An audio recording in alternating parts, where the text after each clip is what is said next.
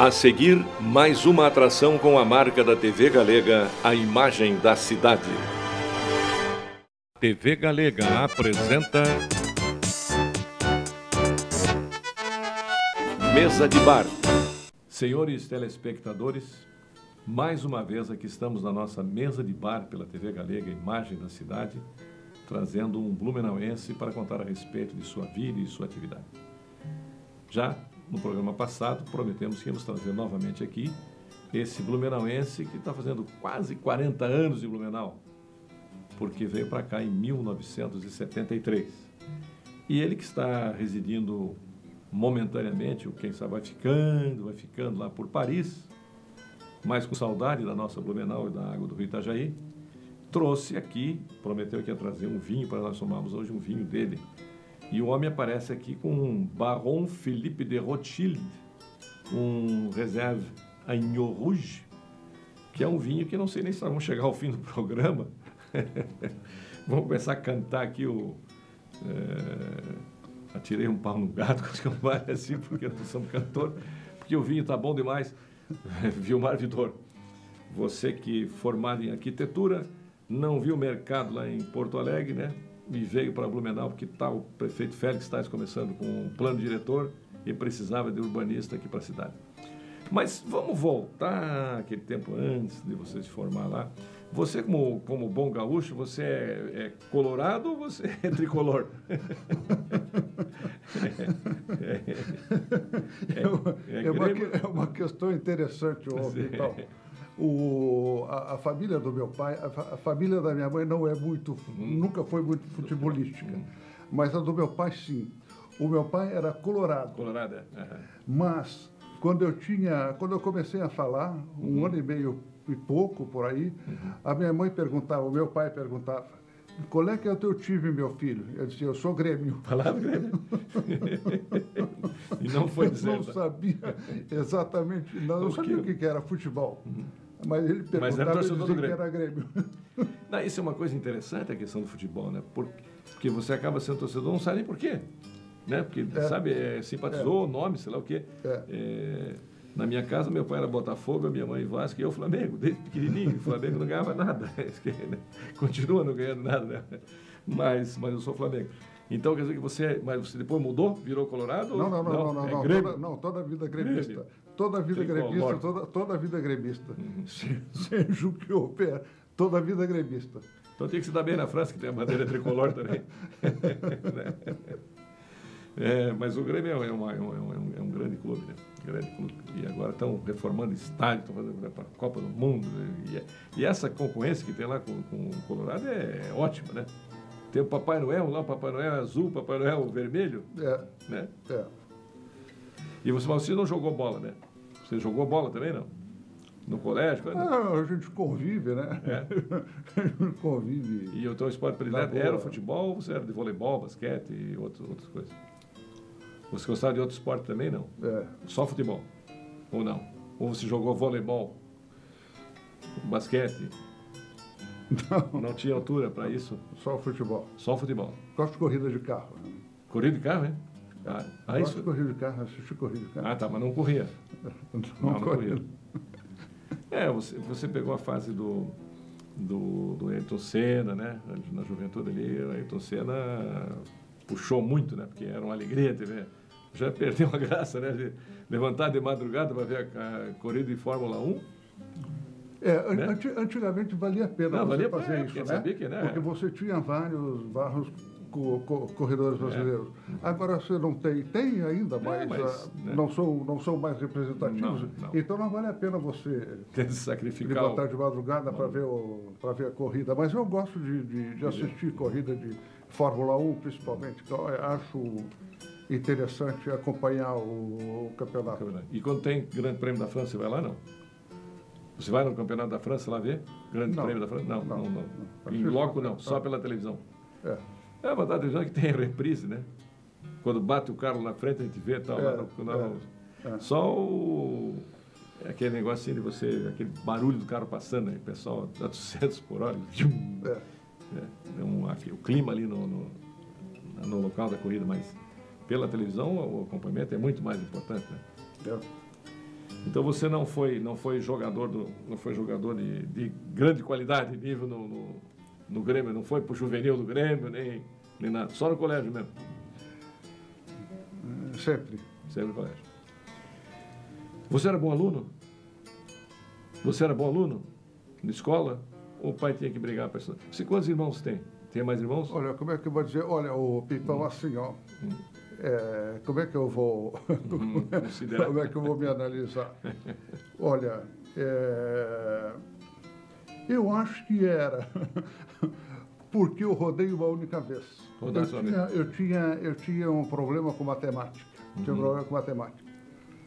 Aí foi naquela época que nós éramos estudantes que fazer exame de admissão, né? Então, eu estudei muito para fazer o exame de admissão e eu passei no Colégio Champagnat, em Porto Alegre. O Colégio Champagnat era um colégio muito concorrido. A minha avó morava perto do Colégio Champagnat. Eu fui para a casa dela, era a professora, a minha avó. E eu fiquei lá estudando, eu acho que um mês, para fazer o exame de admissão. Passei no exame de admissão. Mas a minha família, o Colégio Champagnat, ainda hoje ele é pago. A minha família não podia arcar com as despesas do colégio e me transferiu para o Julim, do Colégio Júlio de Castilhos, em Porto Alegre. Aí, no primeiro ano do ginásio, eu rodei matemática. Eu não esqueço até hoje, eu sofri muito.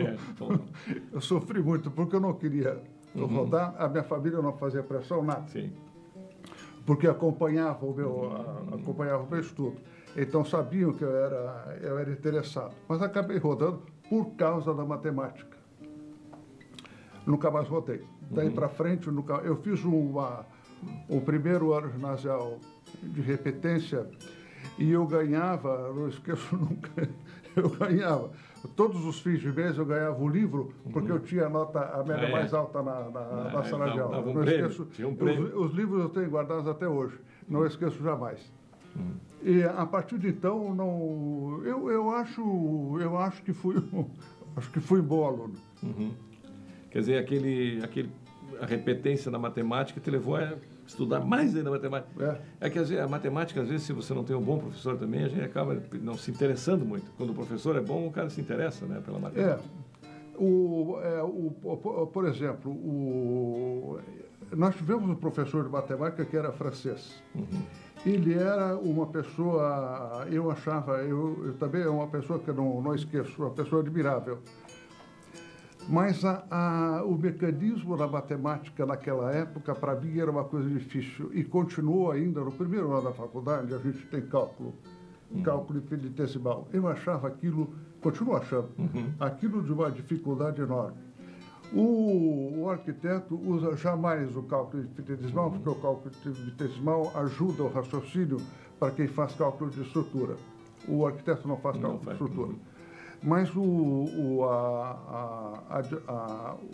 que a pedagogia aconselha é que se faça para desenvolver o raciocínio.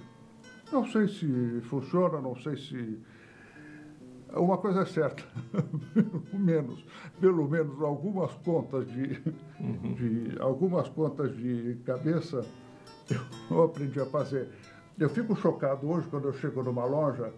A 2 mais 2, 2 mais 2. A balconista vai fazer 15 mais 4, ela tem que procurar correndo a máquina de calcular. Você faz uma compra de 22, um produto de 22,50 para a moça, você dá 50 mais 2,50, ela não sabe o que fazer, entendeu? Então, eu acho que a matemática ajuda a desenvolver o raciocínio. Hoje, a questão de raciocínio e aliada aos problemas de saúde, como o Alzheimer e a doença de Parkinson, por exemplo, provam que você precisa trabalhar com os neurônios para usar o cérebro, para não desenvolver, né, melhor a sua saúde e tal, para você se instalar melhor dentro do sistema. Então, eu acho que eu fui um bom aluno, mas eu sempre tive esse problema assim com os cálculos de matemática e tal. É que a gente tinha uma matemática muito na base do decorar, né? decorar. E isso aí, agora essa questão dessas maquininhas aí, você falou uma coisa, eu fui ao supermercado ontem, aí eu tinha que pagar, acho que era R$17,65, né? R$17,64. Aí eu tinha uma nota de 50, né? E daí tinha 2, entendeu? E 65, ou 2,70, assim. Meu Deus do céu, a guria, para fazer o troco, ela chamou outra, uma senhora mais idosa lá, que ajudou para saber quanto é que ela ia ter que me dar. Que barbaridade, né? Mas você veja... Porque já não usa mais, é só e não confia mais na cabeça, né? Então, 2 mais 2, 4. Ah, tá. Então, 3 vezes 2, 6. Não, mas você veja, na época que a gente estava na escola primária, você era obrigado a saber a tabuada. Pois é. Você tinha que decorar a tabuada, você tinha que, de qualquer maneira, você tinha sabia. que Só decorar que assim, a tabuada. Hoje você não precisa fazer nada. Hoje você não precisa fazer nada. O aluno não roda hoje. Não, né? Por exemplo, no Rio de Janeiro, que houve uma grande discussão a respeito da cultura dos alunos, você não pode rodar o aluno, porque senão ele fica deprimido e ele abandona a escola.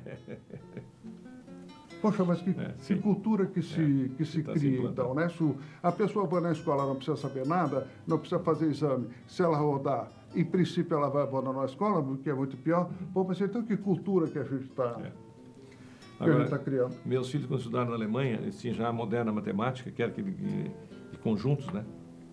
Então, eu acho interessante, porque você começa 5 laranjas, mais 5 laranjas, mas não sei o que e tal, e aí cercava para ter essa noção de por que 5 mais 5 são 10, né? E eu vi na Rússia também as mulheres trabalhando em loja com ábaco, aquilo também tem se leva a ter uma noção, por que, né? Porque você joga aquelas 10 contas para lá, aí quando volta as 10 para cá, vai uma daqui. Quando volta 10 para lá, volta e vai uma daqui. Quer dizer, tem milhar, né? Centena, dezena e unidade. Mas a facilidade e a rapidez com que aquelas mulheres trabalham com ábaco, né? Mas aquilo dá uma noção de por que 10 vezes 10 é 100. Né?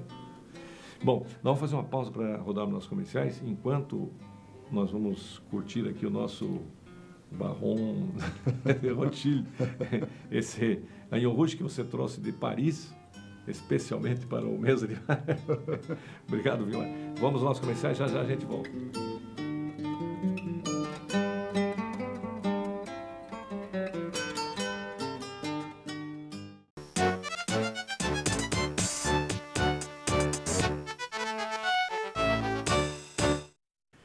Você está assistindo aqui pela TV Galega Imagem da Cidade, um Mesa de Bar, o programa onde o blumenauense conta a sua história. O nosso convidado de hoje é Vilmar Vidor, arquiteto com doutorado na Sorbonne de Paris.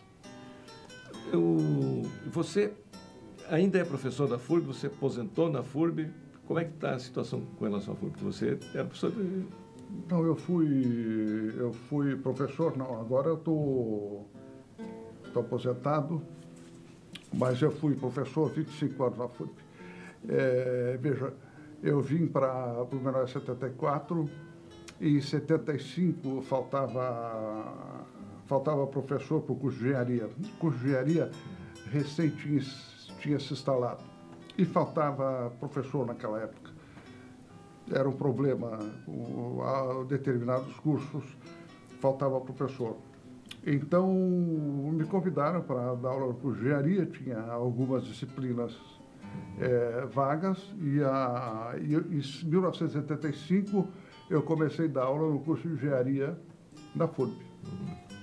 Aí eu fiquei até 1979, em 1979 eu fui fazer o doutorado, voltei em 1984 e continuei no curso de engenharia. Em 1984, a FURB já bem crescida, né, já com um status na região muito importante,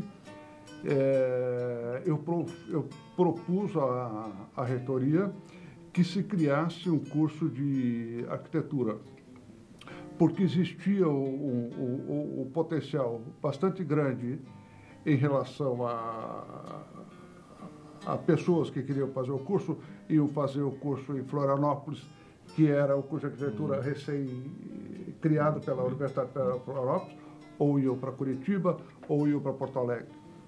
Aí o reitor, na época, era o doutor Arlindo Bernes, então pode desenvolver o projeto, vamos.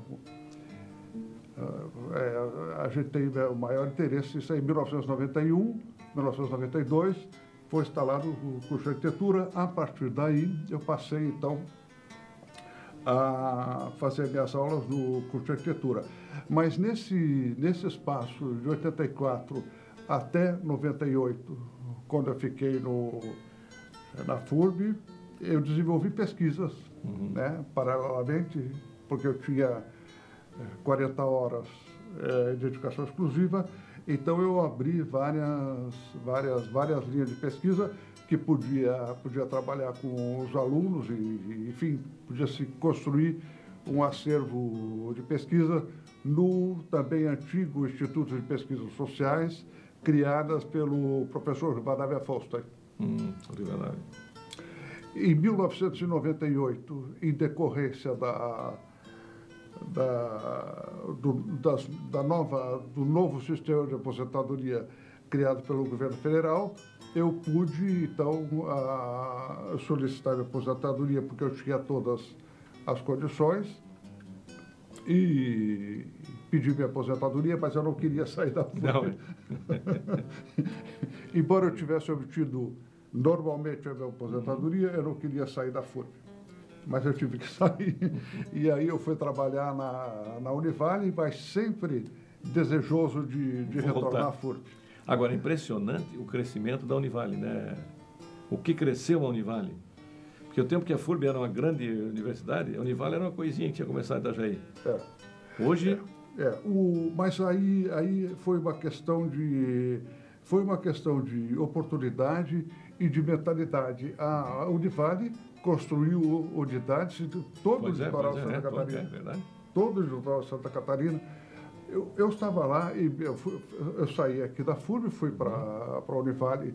Eu saí daqui em dezembro, em fevereiro eu estava dando aula na Univale, e eu pude acompanhar essa febre de expansão Então, foram criados vários cursos em todo o litoral de Santa Catarina. Campos para todo lado. Aqui do norte até o sul, até... Araranguá, para baixo. Lá no sul, lá embaixo, lá na fronteira do Rio Grande do Sul. E havia...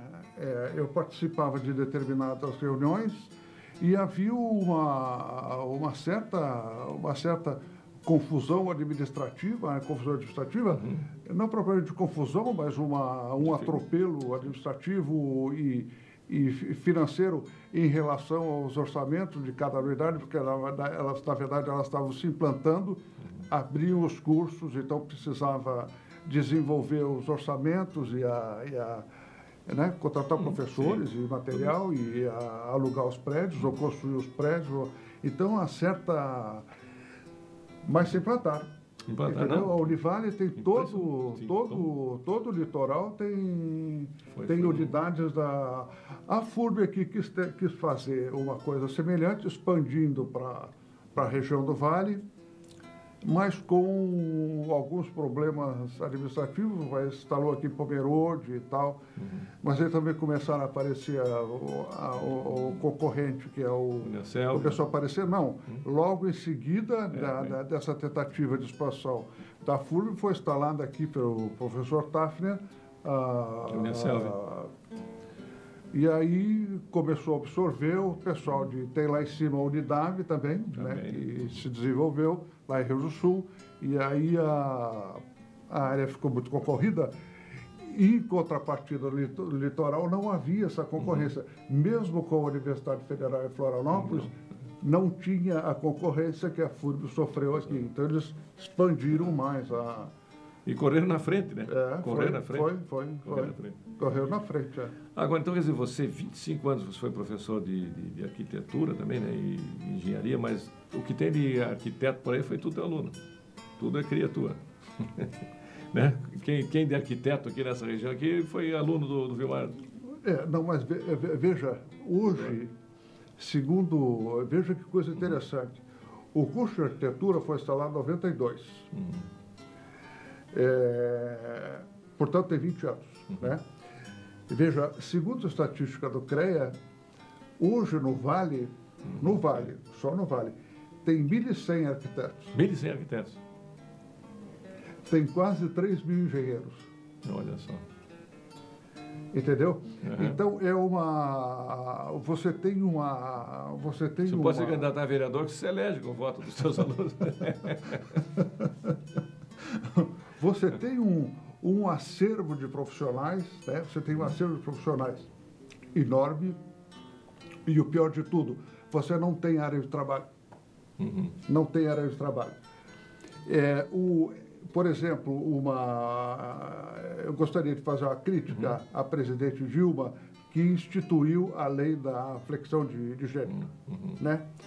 Antes da flexão de gênero é para colocar no diploma engenheira, arquiteta, médica. Você acha uma bobagem?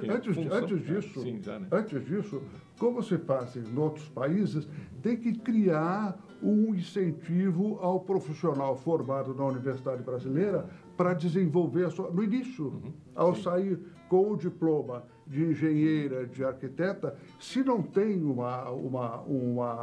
programa de incentivo do governo, tem que ser um programa de incentivo do governo, porque se tem que ser geral no país inteiro, não adianta nada você sair com diploma de flexão de gênero, entendeu? Sim. Aqui no Vale, 1.100 arquitetos, quase 3 mil engenheiros, fora as outras profissões, né? Sim. Fora os sociólogos, os historiadores, os geógrafos, os administradores, os economistas, os advogados, etc, etc, etc.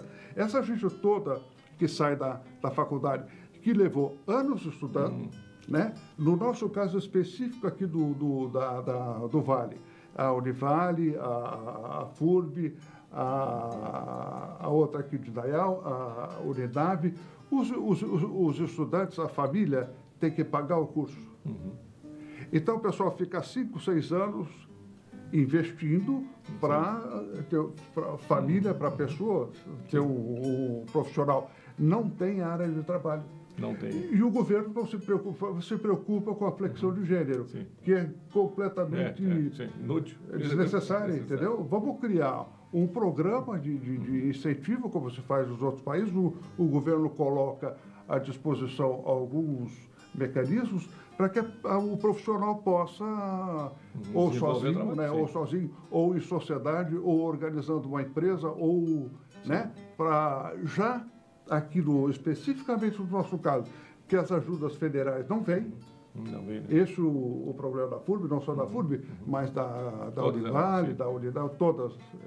Tem um problema de orçamentário de manutenção, já que não vem pode ser que o dia venha, tomara que venha, construir, colocar à disposição do profissional que se forma meios, né, começando pelo financeiro, à disposição, não basta só os programas de bolsa do governo, que depois o aluno tem que pagar, mas depois de formado, né? 1.100 arquitetos, vou me candidatar com um programa de criar o Bolsa Arquiteto. Bolsa Arquiteto. Bolsa Alimentação para Arquiteto. Mas é triste isso, porque veja, você não investe no seu estudo. Pipão, na Europa, a gente sempre tem que fazer referência a alguma coisa. Então, eu faço referência à Europa. Você vive lá? As pessoas dizem assim, não, mas é a Europa, é a Europa. Mas a gente vem de lá, entendeu? A gente vem de lá. Afinal de contas, a gente é... O avô da gente, pelo menos. A gente é ariano, descendente dos europeus, entendeu? Então, tem que procurar os bons exemplos. Na Europa, você tem programas específicos para todas as áreas. Pesquisa, né? Então, na década de 90, quando eu estava fazendo uma pós-graduação, eu me lembro, o governo Giscard d'Estaing, ele disse, não basta o formando sair da escola e colocar uma placa na porta, advogado. Né? Ele tem que ter um incentivo. Então, foram criados pelo Estado, para os recém-formados, foram criados os conselhos locais, os conselhos dos advogados. Então, o Conselho do Advogado, o que era? Era um conjunto de pessoas que davam pareceres por demanda do Estado, seja da União, seja do município, ou seja do departamento, lá não tem Estado, tem departamento. Então, com remunerados, ocupava os advogados, os arquitetos, os engenheiros, os médicos não, porque o médico geralmente se encaixa em alguma... Mas os outros profissionais, cuja acessibilidade, cuja entrada no mercado era difícil, então o Giscard d'Estaing criou isso. Os outros governos, existe ainda, os outros governos todos seguiram essa... Mantiveram nessa política? Não é só Isso tem na Alemanha também, isso tem na Bélgica, isso tem na Holanda, isso tem em vários outros lugares da Europa, porque, ao contrário do Brasil, por exemplo, a universidade na França, toda a universidade na França é pública, tem as particulares, mas são poucas, as principais são públicas. Na Alemanha é a mesma coisa. Na Inglaterra, a universidade é do Estado, é paga, é muito cara, mas também tem esse mecanismo de apoio ao formado, né, para começar a desenvolver a sua profissão. Nós temos muita coisa para mudar aqui nesse país, né? Vamos tomar um gole do Barão de Rothschild. Vive la France, vive la République. Aos comerciais, já a gente volta.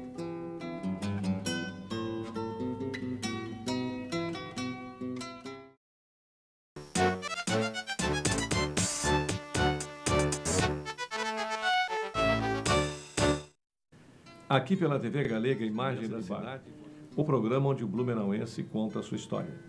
O blumenauense que está aqui hoje contando a sua história e tomando um vinho Barão de Rothschild, um Agneau Rouge, vindo diretamente de Paris, trazido pelo próprio entrevistado, é o arquiteto Vilmar Vidor.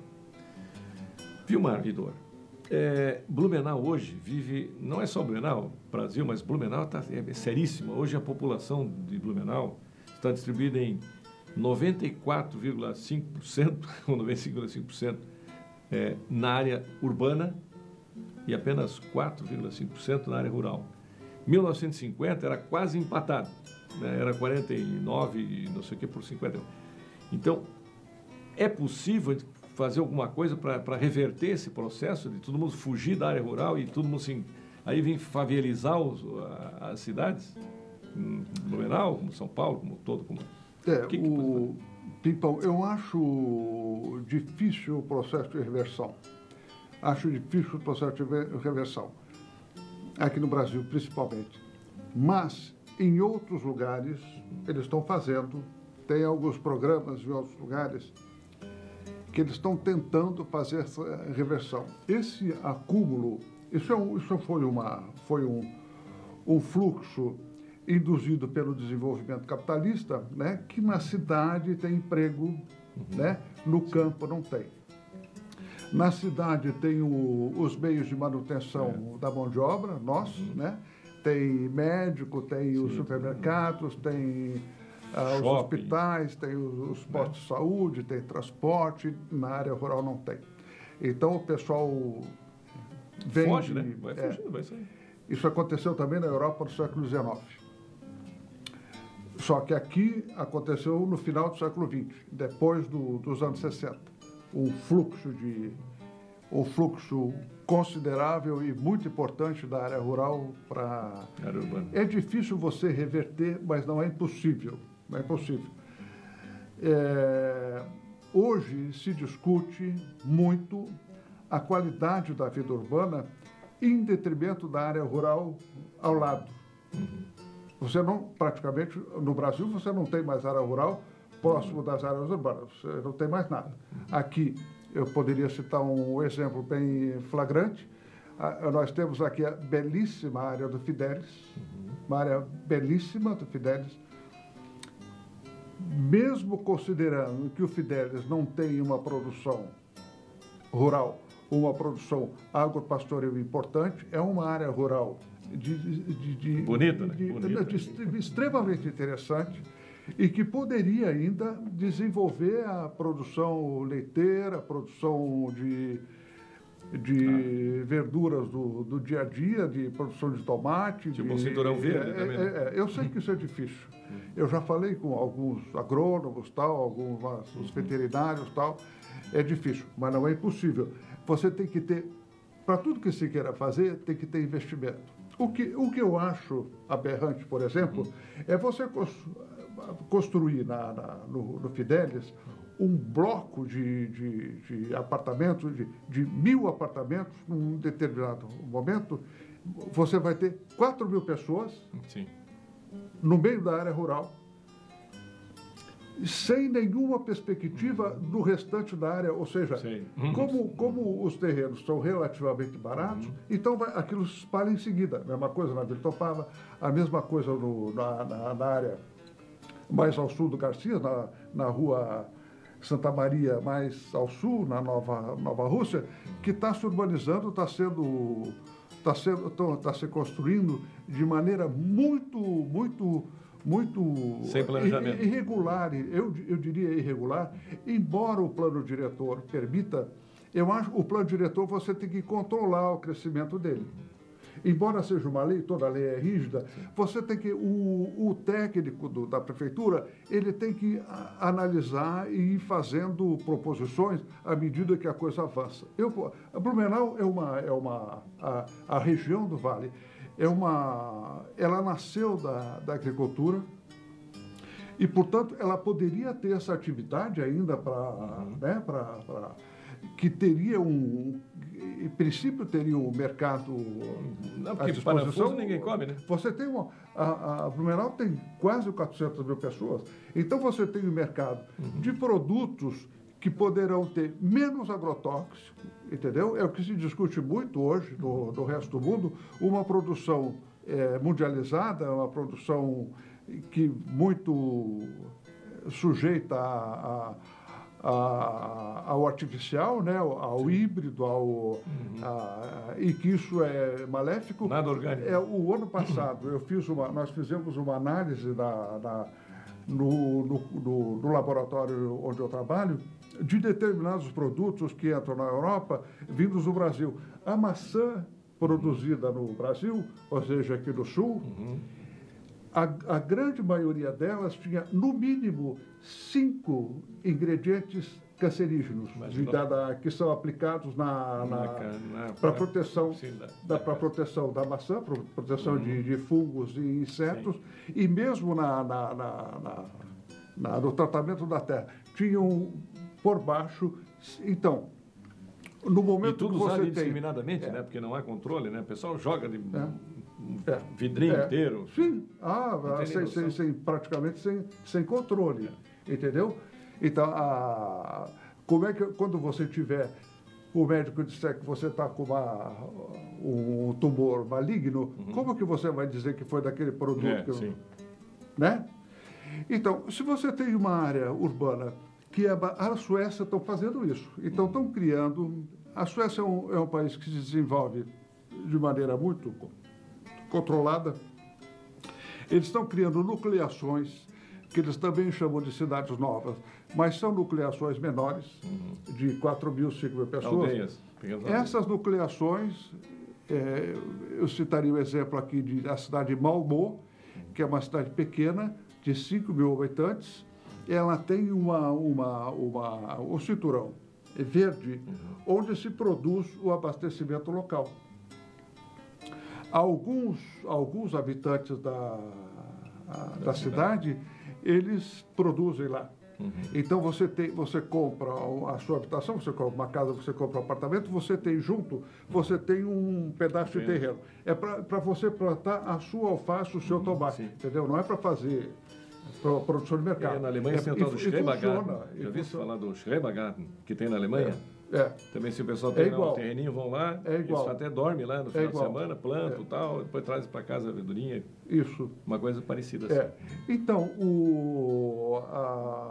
a pergunta que você coloca é enormemente pertinente e eu acho que podia-se ter uma visão, né, aqui no Estado, se podia ter uma visão um pouco mais clara desse aspecto, porque a vida na cidade, embora seja melhor que a do campo, ela se deteriora. Sim, claro. Né? Sim. Num determinado momento, a coisa fica tão cheia, tão avolumada, com tanto problema. E nós temos muitos problemas na área urbana. Né? A gente tem Normalmente no Brasil, fora das grandes cidades, você tem problema de circulação, você tem problema de, eu digo, não estou falando das cidades grandes, estou falando das cidades médias. Problema de circulação, problema de transporte, problema de lazer. O problema de lazer nas cidades médias, nas cidades pequenas, é muito fraco, entendeu? Então, as pessoas se aborrecem com uma certa facilidade que você tem. Aqui, por sorte, a gente tem 10... acho que mais que 10 salas de cinema, mas fora o cinema, você tem algum evento no teatro, nós temos a sorte de ter um teatro, nós temos a sorte de ter um teatro bom, né, que tem alguns raros espetáculos, mas tem outras cidades que não tem. Ou seja, a vida de lazer é um pouco fraca, aí você acaba se aborrecendo.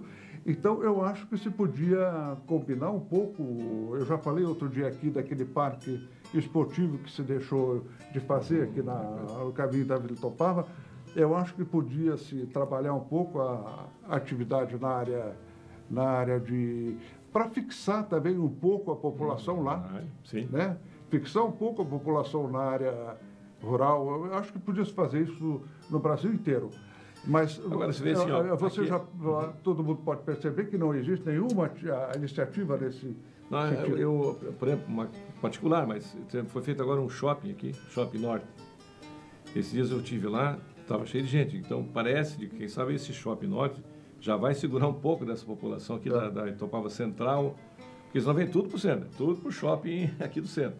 Tem um outro shopping novo agora aqui, quem vai para Fortaleza, que talvez segure um pouco também o pessoal lá, porque no fundo, as lojas são as mesmas, né? Você vai aqui, lá, as lojas são as mesmas lojas que estão lá dentro. Então, para que vir aqui se lá tem? Né? Talvez seja uma maneira já de começar a segurar um pouco o pessoal lá. Porque o que a gente vê assim, com esse êxodo da área rural, o que cresceu foi a criminalidade nas áreas centrais, nas áreas urbanas. No final das contas, a atividade das pessoas, ela se resume a isso, entendeu? Você vai para o trabalho, aí você passa o dia inteiro no trabalho, aí de noite você tem que repousar, no fim de semana você vai para o shopping. Entendeu? Não tem muita escolha. Como a gente não tem parque para você fazer exercício, para simplesmente sentar num banco e ficar olhando a paisagem lá no parque, lá que tem um lago, que aqui não tem, né? Não tem essa opção, não existe isso. Então o pessoal é uma coisa meio automática, entendeu? De vida moderna, que não é lá muito atrativa, fica aquela coisa... Você vê assim Nova York, né? Pô, aquele monstro daquela cidade, né? O Central Park de Nova York, eu estava vendo, eu não sabia, ele sabe que ele é maior que o Principado de Mônaco? O Central Park de Nova York é maior que o Principado de Mônaco. Mas veja, né? Então, mas veja, não é só o Central Park. Você tem vários outros. Você tem a Ilha Franklin, que fica logo ali, entendeu? Tem a Praça Washington, aqui um pouco. Então, você tem o Central Park, que é uma área imensa, enorme, belíssima, né? Mas tem vários outros. Por que não se faz isso aqui? Paris, o Bois de Boulogne. Esse parque aqui Ramiro? Dos padres aqui atrás do shopping, né? A gente podia ter um belíssimo parque aqui, mas a coisa ficou e tal, e agora está com problema. FURB, né? Agora a FURB não sei se não quis mais, devolveu. Agora está com problema, porque vão fechar, porque não tem segurança, não tem... Fica só o parque Ramiro Rüdiger que está assim, ó, né? O pessoal vai caminhar. Vamos fazer uma pausa para tomar nosso vinho? Tá gostando do vinho, não? Esse vinho é um vinho, né? Dificilmente vai encontrar para vender aqui no Brasil, né? Mas quando for a Paris, aproveita, passa lá no supermarché e compra uma garrafa de como é o agneau rouge, que é o carneiro vermelho, né? Carneiro vermelho, deve ser importado da Rússia ou da China. Nos nossos comerciais, já a gente volta.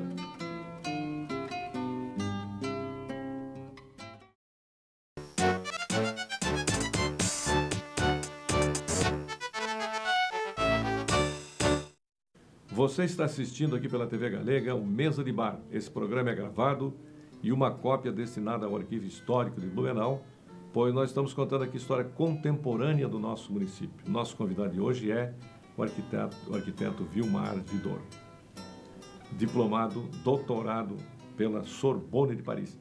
E você vai voltar agora, está voltando para Paris daqui a pouco? Tem que estar concluído o trabalho, né? Sim, e agora no final de maio. Final de maio está voltando. Final de maio eu volto para apresentar uma parte do resultado da minha pesquisa. Aí eu trabalho mais algum tempo lá. Na verdade, eu vou ficar lá até novembro. E aí eu venho passar o fim do ano aqui no Menal. E depois, em 2013, eu estou lá de novo. Não casou com francesa? Não casou com francesa? Não, ainda não. Não sei o que eu estava vendo aí. Acho que um jogador de futebol que não, casou com uma francesa, tal, foi lá, né? Brasileiro. Mas tem muito. Aliás, quando eu estava na Alemanha, Paris era a cidade que mais moravam brasileiros. Tinha 15 mil brasileiros que moravam em Paris. Não sei como é que está hoje. A cidade mais? Que mais morava brasileiro na Europa. Paris. Eram 15 mil na época. Eu acho que ainda continua, né? Fora os que não estão na estatística, que estão lá ilegais, né? Eu acho que ainda... Não, você sabe que tem um fluxo importante de brasileiros para a Europa, né? O fluxo... a gente tem uma vantagem, a gente não precisa de... visto no passaporte para ir para a Europa. Você pode comprar o seu bilhete e apanhar o seu passaporte sem visto e ficar 3 meses na Europa. Então tem uma parcela importante tem um número importante de brasileiros na Europa. Eu conheci um que ele ficava 3 meses em Portugal, 3 meses na Espanha, 3 meses na França, 3 meses na Alemanha, 3 meses na Itália, e voltava para Portugal. E ele estava lá já há alguns anos. Sempre como trabalhava de garçom à noite, no bar, aquela coisa toda, né? E estava lá, estava numa boa, vivendo na Europa, aprendendo idiomas. Mas, Altair, você veja, além do custo de vida para uma pessoa comum, como eu, por exemplo, ser mais barato lá do que aqui. Está mais barato, né? Entendeu? Se você arranjar, não é o meu caso, que eu tenho uma área específica de trabalho, mas se você arranjar um trabalho para fazer, porque o salário lá na Europa, da Comunidade Europeia, não é inferior a 1.000 euros por mês. Sim, é verdade. Entendeu? Então, as péssimas condições que a gente tem aqui no Brasil, é conveniente a pessoa fazer isso, entendeu? Vai para lá, tem muito brasileiro na Europa que vive dessa maneira. A gente encontra muito seguido as pessoas que estão fazendo isso em decorrência das nossas poucas, principalmente para os jovens, né? O jovem é uma pessoa, por natureza, curiosa e com razão, né, de fazer um pouco de aventura e conhecer outros lugares. Então, o pessoal vai para a Austrália, vai para os Estados Unidos, mas a Europa é um lugar mais atrativo, entendeu? Tem uma diversidade cultural e um conjunto de opções. Você pode estudar de graça na Europa, é verdade. Entendeu? Você tem uma certa, não toda, mas uma certa facilidade em conseguir algum trabalho, enfim, uma maneira mais do que aqui, entendeu? Com todos os problemas que tem na Europa, você tem algumas melhores possibilidades lá, infelizmente, né? E a gente fala que o Brasil é a 6ª potência mundial, é o 6º PIB mundial, mas os jovens aqui no Brasil... Tem muito pouca perspectiva. Tem pouca perspectiva de trabalho, de desenvolver, de enxergar, de visualizar o futuro. Então, o pessoal vai para lá, é muito comum a gente encontrar... Agora, o teu francês hoje você está falando francês como não, eu estou envolvido com o francês desde 1979. Né? Então, eu tenho uma certa fluência. Alguns, para escrever os relatórios e para escrever um texto mais complexo, eu preciso consultar o dicionário. E preciso depois fazer algumas correções, olhar 2, 3 vezes o texto, mas... Não, o francês não é uma língua fácil. Não, né? É uma gramática tão complicada quanto a nossa, né? Eu acho que a nossa foi baseada na deles. Mas é uma língua bonita, né? É uma língua bonita, o francês. É uma língua bonita. Eu acho é uma língua simpática, né? Eu acho tudo sobre o que é o francês bonito para a mulher, quando a mulher fala francês, né? Mon amour, je t'aime. É uma dedicada, delicada. Tem esse aspecto charmoso da língua francesa. Quando você conhece relativamente bem a língua francesa, você começa a admirar os escritores franceses, porque como a escrita não é uma coisa muito fácil, tem determinados arranjos, tem determinadas composições e combinações, que os escritores, você apanha um poeta, né, o Mallarmé, por exemplo, né? A Victor Hugo, você se deslumbra com o escrito, né? Com a coisa, com um francês de altíssima sensibilidade, emotivo, entendeu?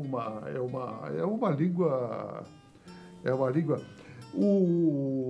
Eles têm os franceses, o admirável, eles têm uma educação não só da língua francesa, mas sobretudo da língua francesa.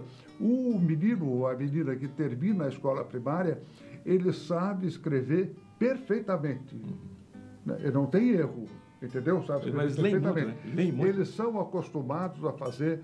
Nós aqui éramos, na época que eu estava na escola, era obrigado você a fazer a redação. Então você fazia uma página, né? Sim. Os franceses, eles saem na escola primária, eles sabem escrever o relatório, não é redação, é o relatório. Ele tem que fazer um relatório das atividades dele naquela semana, das atividades da disciplina. Depois ele vai para o trabalho, ele tem que escrever, mas tem que escrever corretamente. Isso eles sabem fazer. Quando esse pessoal chega na universidade, eles não têm problema para escrever, que são, pode-se dizer todos, né? Porque as pessoas têm, algumas têm, outras têm dificuldades, né? Mas se a gente fizer uma comparação com os brasileiros, a primeira vez que eu fui para lá, em 1979, que eu fui direto para fazer o doutorado, eu tinha francamente constrangimento, porque você tem o mês de aula, você tem que fazer um relatório daquilo que se passou, além de não ter um conhecimento muito profundo da língua, eu tinha dificuldade de escrever em português. O meu colega disse assim: você escreve em português e depois eu ajudo você a traduzir. Eu tinha dificuldade de fazer um relatório de 3, 4 páginas, entendeu? Eu já estava formado. Sim. Eu já estava formado aqui. Os franceses, eles saem da escola. Bom, então, você veja, um poeta, um escritor, seja os antigos, né, que a gente está falando, os mais famosos. Mas as pessoas mais comuns, assim, as pessoas que a gente encontra, escrevem com uma certa facilidade, fazem poema, né, usam a língua como deve se usar, de maneira correta e com uma certa emoção, entendeu? Com muita qualidade, o que a gente não sabe muito fazer aqui, com exceção dos jornalistas que trabalham todo dia com fazer texto para publicar, então tem um certo ritmo e tem que ter uma certa qualidade para publicar.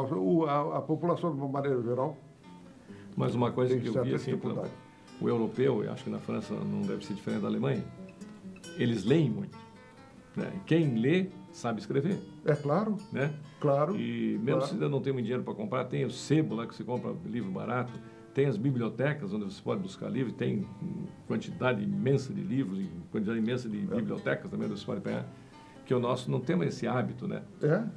O jornal, o jornal que o europeu lê, eu morava em Colônia, a Colônia tinha 2 jornais, um com 700 mil exemplares, outro com 350 mil, cidade de 1 milhão de habitantes, vendia aquele jornal todo. Então, todo mundo lê o jornal. Não, mas uma constatação, você chega lá, você toma o metrô, os meninos de escola, os adolescentes de 10, 12 anos, Eles estão lendo o Monde no metrô. Eles estão lendo o Monde, estão lendo a Folha Parisiense, entendeu? Eles estão lendo o Libération. Tá bem do informado. metrô, entendeu? 10, 12 anos, entendeu? É comum. Aqui, se você ler o jornal, se você ler o jornal, você vai ali no cafezinho, começa a contar o que você no jornal, e esse cara, olha, o cara é muito, sabe das coisas, bem informado, né? Porque pouca gente lê o jornal. Não, mas isso é uma coisa que, para quem vive lá, e que às vezes poesia você gosta, pelo jeito que você citou aí os grandes poetas franceses, você é um apreciador de poesia. Escreve poesia também, não? Você aprendeu a escrever poesia lá, não? Ou não? Olha, não, só arquitetura. Eu já tentei.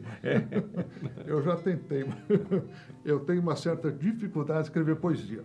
Você é da terra do Mário Quintana? Mário Quintana? Os meus... Você é da terra do Mário Quintana, né? Que foi um grande viveu da poesia. Grande Mário Quintana. O Mário Quintana é jornalista, né? Era jornalista. Grande Mário Quintana, gaúcho de Porto Alegre. Tive a grande felicidade de conhecê-lo pessoalmente. Eu faço os meus relatórios. Agora, escrever poema. Agora, o Mário Quintana, ele fazia o forte ele fazia poemas também, mas o forte dele era crônicas, né? Sim. Mário Quintana. O grande Mário Quintana. Morreu sem conseguir entrar na Academia Brasileira de Letras, quando outros que mal e mal escreveram um livro já estão lá, imortais, né? Pois é, o tempo passou, né? Deu para a gente dar umas pinceladas na sua vida, um pouco da sua atividade, um pouco da sua vivência aqui e lá, né? Vamos esperar a sua volta, né? Você traz umas ideias novas lá na França para a gente aplicar aqui na nossa querida Blumenau, né? E eu quero te agradecer pela tua participação, sobretudo pelo Agnon Rouge, que vamos acabar de tomar ele aqui, e desejar sucesso para você no seu trabalho lá, né?